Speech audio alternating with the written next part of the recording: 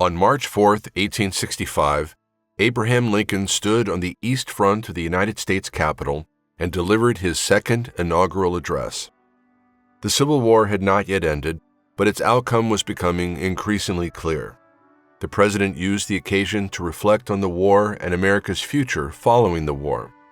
The weeks that followed would bring victory. They would also bring a final strike against Lincoln's vision for national unity. Just weeks after President Lincoln called the nation to a vision of reconciliation, America would mourn his untimely death.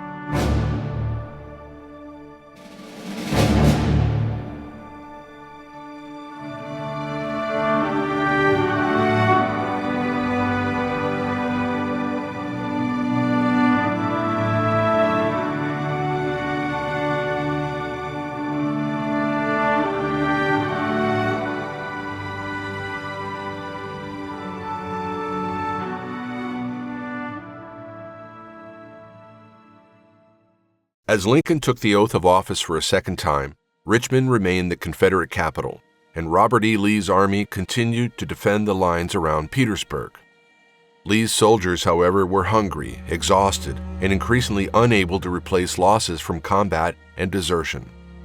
General William Tecumseh Sherman had completed his march to the sea and was advancing through the Carolinas. Only weeks before the inauguration, Congress had approved the 13th Amendment and sent it to the states for ratification. The destruction of slavery now seemed certain. Lincoln had already begun thinking about military victory. His attention was turning toward Reconstruction and the difficult task of restoring the Union. The Second Inaugural Address reflected those concerns. The speech was remarkably brief, more than twice as long as his Gettysburg Address, but even then only about 700 words. Many listeners expected a celebration of Union success. Instead, Lincoln reflected on the war's causes and what lay in the nation's future.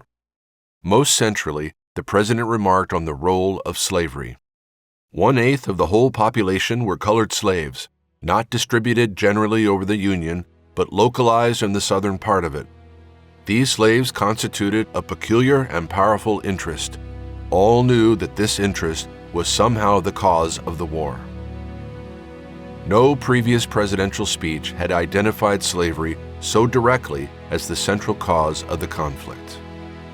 Both North and South, the president observed, prayed to the same God and read the same Bible. However, Lincoln observed, the prayers of both could not be answered. That of neither has been answered fully. The Almighty has His own purposes. Then he quoted the Gospel. Woe unto the world because of offenses! For it must needs be that offenses come, but woe to that man by whom the offense cometh. What offense? The offense of slavery. And now God has allowed this terrible war as the woe due to those by whom this offense came. If the war were to continue, it would, Lincoln declared, be a matter of God's will, until every drop of blood drawn with the lash shall be paid by another drawn with the sword. As was said 3,000 years ago, so still it must be said, and here the president cited a line from Psalm 19, the judgments of the Lord are true and righteous altogether. Then the president pointed to the near future, beyond the end of the war and toward reconciliation. With malice toward none, with charity for all, with firmness in the right as God gives us to see the right, let us strive on to finish the work we are in, to bind up the nation's wounds, to care for him who shall have borne the battle and for his widow and his orphan, to do all which may achieve and cherish a just and lasting peace among ourselves and with all nations. Within a month, Petersburg fell. Richmond was evacuated. Lee surrendered at Appomattox Courthouse on April 9th. War was finally ending. Americans celebrated the long-awaited victory and anticipated a return to peace. Then tragedy struck. On the evening of April 14th, Lincoln attended a performance of Our American Cousin at Ford's Theater in Washington. Among those in attendance was John Wilkes Booth, an actor and committed Confederate sympathizer. Booth and his associates had planned to kidnap the president. As Confederate hopes collapsed, they turned instead to assassination. At approximately 10:15 p.m., Booth entered the presidential box, approached Lincoln from behind, and shot him in the head. Doctors quickly determined that Lincoln could not survive. Because moving him a long distance was impossible, he was carried across the street to the Petersen House. Lincoln never regained consciousness. Throughout the night, those assembled could do little except wait and hope. At 7:22 a.m. on April 15, 1865, President Abraham Lincoln died.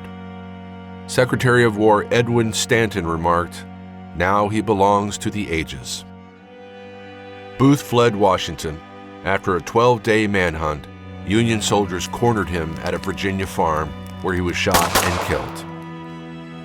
On April 19th, Lincoln became the first president to lie in state in the Capitol Rotunda.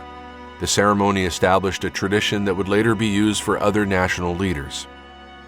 Crowds stretched for blocks as mourners waited patiently for a final glimpse of the fallen president. The funeral soon expanded into a national event.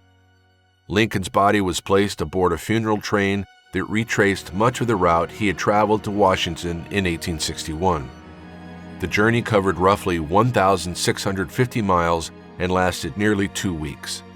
The train stopped in Philadelphia, New York, Cleveland, Indianapolis, Chicago, and many other towns and cities. Everywhere it traveled, enormous crowds gathered. The locomotive was draped in black mourning cloth, and churches rang bells as it passed. Between 1 and 1.5 million Americans viewed Lincoln's body. More than 7 million others witnessed the funeral train or related processions. That was in a nation of about 35 million people. The funeral became the largest public mourning event in American history up to that point. On May 4, 1865, Lincoln was buried at Oak Ridge Cemetery in Springfield, Illinois. The long journey finally ended in the town he had called home. His memory endures. Consistently in surveys of historians and citizens, Abraham Lincoln ranks first among our greatest presidents.